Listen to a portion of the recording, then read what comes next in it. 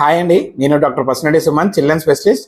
ఈ బేబీస్ కి వాటర్ ఎప్పటి నుండి తాగించాలన్నది చాలా మంది మదర్స్ కి తెలుస్తూనే లేదు. ఇక క్లినిక్ వచ్చి బేబీ మోషన్ టైట్ గా పోతాను సార్ అని చెప్పేసి ఒకటే కంప్లైంట్ చెప్తాంటారు. ఇక వాటర్ ఎక్కువ తాగించండి అనగానే అదేంటి పాలు ఇస్తాను కదా, అవి సరిపోతాయి కదా, అయినా వాటర్ ఇవ్వాలన్నా అని క్వశ్చన్ మార్క్ ఫేస్ తోటి చూస్తుంటారు. ఇగో మీరు ఎప్పటి నుండి సెమీ సాలిడ్ స్టార్ట్ చేస్తారో అప్పటి నుండి వాటర్ ఇచ్చడం మొదలు పెట్టాలి. అంటే రఫ్ గా 6 నెలల నుండి స్టార్ట్ అవుతుంది అన్నట్టు.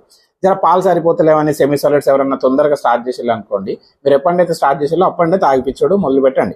ఇక పాలు సరిపోతున్నా ఎందుకు ఇవ్వాలి సార్ అనేటోళ్ళు గుర్తుపెట్టుకోవాల్సింది ఏంటంటే, పాలల్లో 80% నీళ్ళే ఉంటాయి. సో అట్లాంటిది 1-2 పూటలు మీరు పాలు ఇచ్చడం బంద్ చేసి ఉగ్గు పెడతారు కదా, ఆ టైంలో ఉగ్గులు ఎంత ఒక 5-10 ml మాత్రమే కలుపుతారు.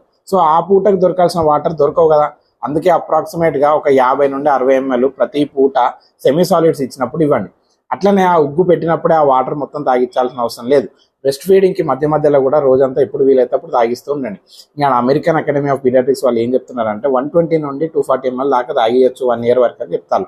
అయినా మీరు ఎంత ఫోర్స్ చేసినా బేబీకి ఎంత అవసరమో అంతే తాగుతారు.